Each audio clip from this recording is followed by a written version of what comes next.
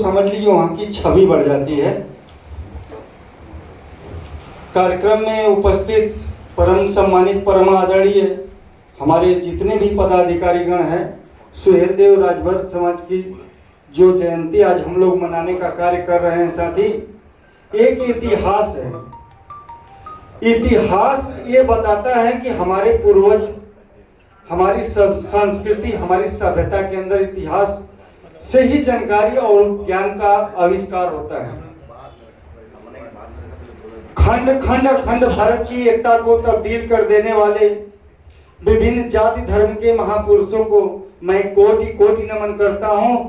और कार्यक्रम में उपस्थित परम सम्मानित परम आदरणीय डॉक्टर लाल जी को मैं तहे दिल से हार्दिक अभिनंदन और बधाई देता हूं। और कार्यक्रम में उपस्थित हमारे वर्ली से चल करके आए हुए रोहित राजभर जी का मैं तहे दिल से हार्दिक अभिनंदन करता हूं।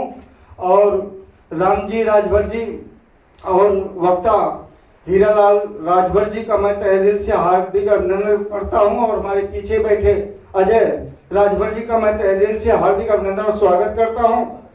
आए नौजवान साथी, जिसकी अध्यक्षता में कार्यक्रम का आयोजन किया गया, प्रदेश अध्यक्ष उमा शंकर जी को मैं तहे दिल से हार्दिक अभिनंदन और स्वागत करता हूं। साथी, आज जिस जयंती के अवसर पे हम लोग एक साथ एकत्रित हुए हैं, ये महान शुभ अवसर है।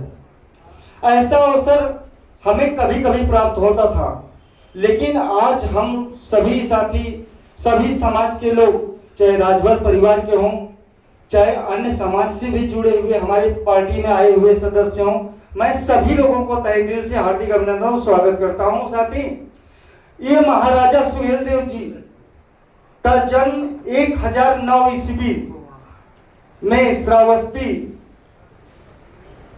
में हुआ था। इनके पिताजी का नाम बिहारी मल था और ये 4 भाई थे साथी, रुद्रमल, भागमल, घुरायल देव और महाराजा सुहेल देव। इनके परिवार में बहुत चैन और अमन की जिंदगी का जीवन यापन चल रहा था साथी। लेकिन कहते हैं कि जिंदगी में कभी कुछ ऐसी घड़ी आती है जो इंसान के जीवन की परीक्षा लेती है। एक बार आपने सुना होगा कि पहले विदेशी लोग समुद्री मार्ग से भारत में आते थे, लेकिन जब उनको दिशा का पता नहीं चलता था तो गोताखोर लोग अपने साथ कबूतर लेके चलते थे साथी। उस कबूतर को अगर उस समुद्र में उड़ा देने के बाद दिशा का ज्ञान प्राप्त होता था। पहले दिशा की कोई एक घड़ी नहीं थी। उसी तरह से आपने सुना होगा सन 1498 में वास्को डी गामा भारत में आया था। वो बक्सर की धरती से जब भारत में प्रवेश किया बंगाल की खाड़ी होते हुए, तो यहाँ के वातावरण को देखा, सुंदर और आकर्षित लगा और उसके मन को भा गया। आपने सुना होगा समुद्री मार्ग से एक विदेशी व्यक्ति जहाज पे चला, पानी वाली जहाज से लेकर के चला। वो दिशा का ज्ञान न होने के कारण वो अमेरिका में चला गया 1492 में। लेकिन यह तो कहानी इतिहास की बात रही समुद्री गोताखोरों की। लेकिन साथ ही आपने सुना होगा मोहम्मद गजनवी एक था, जो वो भी समुद्री मार्ग से आया था अपने देश में। जब आया तो देखा यहाँ की वातावरण इतना सुशोभित लगा, लेकिन यहाँ पर रह करके यहाँ के लोगों का पता लगाया, तहे दिल से सारी चीजों की जानकारी ली। लेकिन उसे पता चलने के बाद यह मालूम हुआ कि यहाँ का जो खजाना है सारे मंदिरों में रखा गया है। उस खजाने को लूटने के लिए मन बना लिया साथी। उन्होंने 16 बार आक्रमण किया भारत पे, लेकिन हारता गया। और 17वीं बार आक्रमण करने के बाद विजय प्राप्त करके अपने देश लौटा। और जब देश लौटा जाकर के कुछ ऐसा भव्य कार्यक्रम किया। आप लोगों ने देखा होगा कि जब परिवार में कोई व्यक्ति बढ़ता है तो परिवार का दूसरा व्यक्ति सोचता है कि पैसा कहां से लाया। यह स्थिति को देखते हुए मोहम्मद गजनवी का उसका भतीजा, जो नहीं भांजा था, मकसूद सैयद सलार गाजी, उन्होंने पता किया कि मेरा चाचा ये धन कहां से लाया। जब उसे पता चला कि ये धन तो भारत से लाया, उसी चीज की कड़ी में वो भी मन मना लिया साथी। वो भी मन मना करके जब भारत में प्रवेश किया बक्सर की तरफ से, तो सारे छोटे छोटे जिले को लूटते हुए काशी पहुंचा और काशी से लूटते हुए जौनपुर पहुंचा, फिर इसके बाद गोरखपुर लखनऊ पहुंचा और इन चीजों को लूटते हुए बहराइच की धरती पे पहुंचा। तो बहराइच की जब धरती पे पहुंचा तो यह भनक हमारे महाराजा सुहेलदेव को प्राप्त होता। इस चीज की जानकारी होते ही उन्होंने कहा कि विदेशी आक्रांता अगर हमारे देश को लूट लेगा तो हमारे देश की क्षति होगी। इस देश को इज्जत को बचाने के लिए उन्होंने अपने कबीलों के सरदारों को एकत्रित किया। 25 कबीले के जो सरदार एकत्रित हुए उसमें एक टोली बनाया जिसमें इनकी सैनिक 25,000 की सेना तैयार हुई। लेकिन मकसूद सैयद सलार गाजी जो विदेशी आक्रांता था उसके पास 1,20,000 सैनिक थे साथी।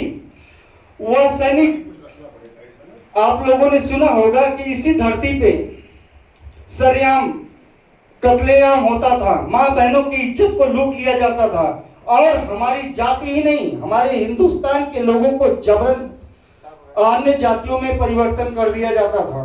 लेकिन इन चीज को देखते हुए जब महाराजा सुहेलदेव को यह पता चलता है कि यह चीज मैं होने नहीं दूंगा, उन्होंने कसम खाया कि चाहे जितनी भी ताकत लेकर के आया हो विदेशी आक्रांता, मैं उसको नष्टो नाबूद कर दूंगा।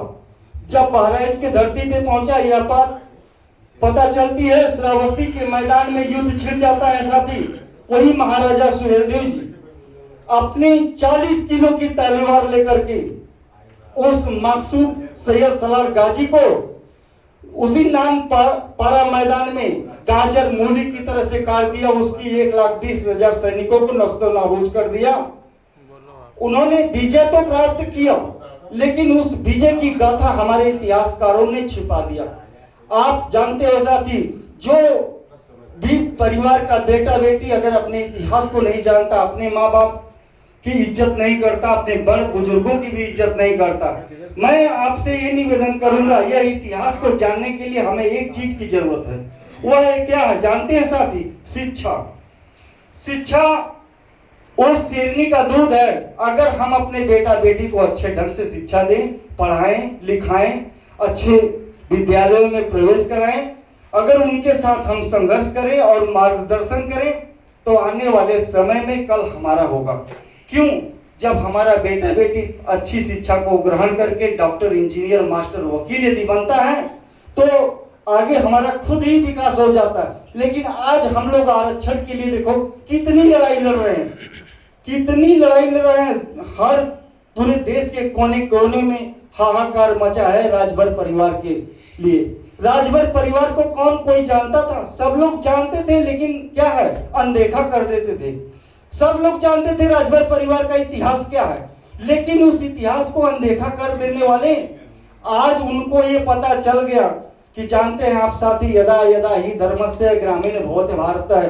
जब जब इस धरती पे विनाश होता है तब तक कोई न कोई अवतारी शक्तियां जन्म लेती है साथी। कहने का मतलब है कि जब राजभर परिवार का इतिहास नष्टो नाबूद और पाताल की ओर जा रहा था तो भगवान ने एक ऐसे परम पिता परमेश्वर के रूप में माननीय ओम प्रकाश राजभर जी को इस वाराणसी की धरती पे भेजा।